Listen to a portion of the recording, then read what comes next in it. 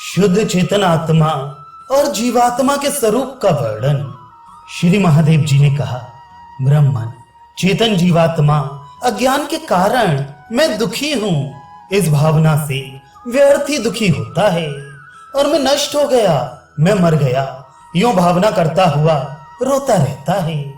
किंतु जिस प्रकार पत्थर में तेल नहीं रहता, उसी प्रकार शुद्ध चेतन आत्मा में दृश्य, दर्शन और दृष्टा की त्रिपुटी नहीं रहती। जैसे चंद्रमा में कालवा नहीं रहती, वैसे ही शुद्ध आत्मा में कर्ता, कर्म और करण नहीं रहते। जिस प्रकार आकाश में नवीन अंकुर का अभाव है, उसी प्रकार आत्मा में प्रमाता, प्रमेय और प्रमाण इन तीनों का अभाव है। जिस प्रकार नंदन वन में खैर के वृक्ष का अभाव है, उसी प्रकार शुद्ध आत्मा में मन, मनन और दृश्य विषय का अभाव है।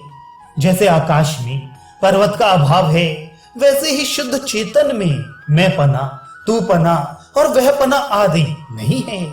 जैसे काजल में सफेदी नहीं रहती, वैसे ही चेतन में अपनी देह तथा पराई देह का भाव नहीं रहता।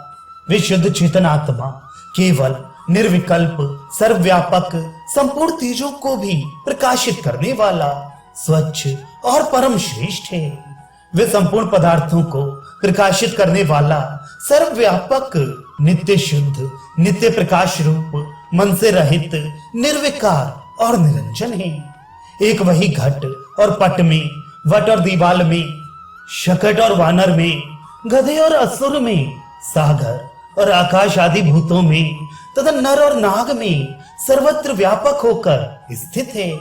वे शुद्ध हुआ भी मलिन सा, निर्विकल्प हुआ भी सविकल्प सा, चेतन हुआ भी जड़ सा और सर्वव्यापी हुआ भी एक देशीय सा प्रतीत होता है। कर्मेंद्रियों की प्रवृत्ति में तत्परता संकल्प से होती है। वह संकल्प मनन जनित है। वह मनन चित्त की अशुद्धि के कारण होता है और उन सबका साक्षी आत्मरूप चेतन सर्वविद मलों से रहित है। जिस प्रकार इस स्फटिक शिला में अरण्य, पर्वत, नदी आदि का प्रतिबिंब पड़ता है, उसी प्रकार अपने स्वरूप में ही स्थित प्रकाश स्वरूप नित्य चेतन के अंतःकरण में इस जगत का प्रतिबिंब पड़ता है। इस जगत को अपने संकल्प में धारण करने वाला अद्वितीय निर्विकार चेतन न उत्पन्न होता है, न विनष्ट होता है, न क्षीण होता है और न बढ़ता ही है। अर्थात वे सब प्रकार के विकारों से रहित है। असत स्वरूप यह जगत अज्ञान के कारण विशाल स्वप्न की तरह आत्मा में ही प्रतीत होता है, किंतु वास्तव में मृग तृष्ण का जल के सदृश प्रतीत होने वाला ये जगत तनिक भी सत्य नहीं है। मुनि, ये परम चेतन आत्मा अपने पुर्यष्टक में ही प्रतिबिंबित होता है। जैसे स्वच्छ दर्पण में ही प्रतिमा दिखलाई पड़ती है। महर्षि अनेक प्रकार की कल्पनाओं से ग्रस्त ये पुर्यष्टक रूप दृश्य समूह शुद्ध चिन्मय आत्मा से ही उत्पन्न होता है, उसी में स्थित और विलीन हो जाता है। इसलिए ये संपूर्ण विश्व विशुद्ध चेतन आत्म स्वरूप ही है, दूसरा नहीं। ये जानिए, जिस प्रकार जड़ लोहा लोह चुंबक के सानिध्य से संचरणशील होता है, उसी प्रकार सर्वव्यापी सत्स्वरूप परमात्मा के सानिध्य से ये जीवात्मा संचरणशील होता है। अर्थात सर्वत्र स्थित परमात्म शक्ति से ही ये जीव चेष्टा करता है। ये जीव अज्ञान से अपने वास्तविक स्वरूप को भूल जाने के कारण देह के संबंध से जड़ सा हो गया है तथा अपना विशुद्ध चैतन्य रूप स्वभाव भूल जाने के कारण ही ये चेतन चित्त सा बन गया है। ब्रह्मन परमात्मा ने ही शरीर रूपी गाड़ी खींचने के लिए मनः शक्ति और प्राण शक्ति ये दो सुदृढ़ बैल उत्पन्न किए ही। सच्चिदानंद घन निर्विकार परमात्मा के सकाश से ही ये जीव जीवन धारण करता है। जिस प्रकार दीपक के सकाश से घर शोभा देता है, अज्ञान के कारण इस जीव की आधियां एवं व्याधियां उसी प्रकार उत्तरोत्तर स्थूलता प्राप्त करती हैं।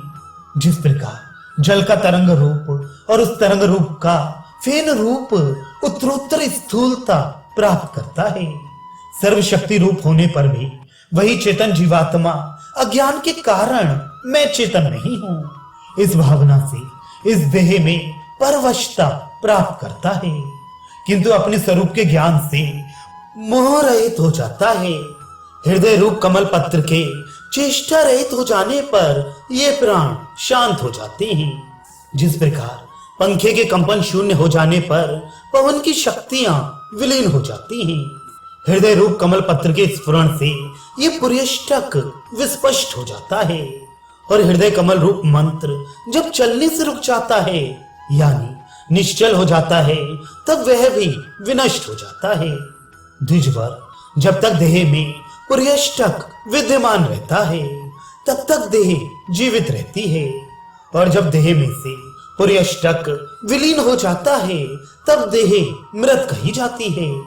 किंतु जब इस शरीर का हृदय कमल रूपी यंत्र सदा चलता रहता है तब यह जीव अपनी संकल्पवश प्रकृति के अधीन हुआ कर्म करता रहता है। पर राग द्वेष रहित विशुद्ध वासना जिनके हृदय में रहती है वे अटल एवं एक रूप रहने वाले मनुष्य जीवन भोगते हैं। हृदय कमल रूपी यंत्र के रुक जाने तथा प्राण के शांत हो जाने पर ये देह पृथ्वी पर लकड़ी और ढेले आदि की भांति गिर जाती है। मुनि ज्यों ही हृदयाकाश के वायु में अर्थात प्राण में ये पुर्यष्टक लीन हो जाता है, त्यों ही मन भी प्राण में ही विलीन हो जाता है। जिस प्रकार घर के लोगों के घर छोड़कर दूर चले जाने पर घर शून्य हो जाता है, उसी प्रकार मन एवं प्राण से शून्य हुआ ये शरीर शव रूप हो जाता है। जिस प्रकार नाना प्रकार के पत्ते उत्पन्न होकर समय पाकर वृक्ष से झड़ जाते हैं, उसी प्रकार प्राणियों के शरीर भी झड़ जाते हैं, विनष्ट हो जाते हैं। जीवों के शरीर और वृक्षों के पत्ते उत्पन्न और नष्ट होते ही रहते हैं, अतः उनके विषय में शोक ही क्या है। चैतन्य समुद्र परमात्मा में ये देह रूपी बुद्बुद कहीं एक प्रकार के तो कहीं दूसरे प्रकार के उत्पन्न होते रहते हैं। बुद्धिमान जन विनाशशील समझकर इन पर विश्वास नहीं करते।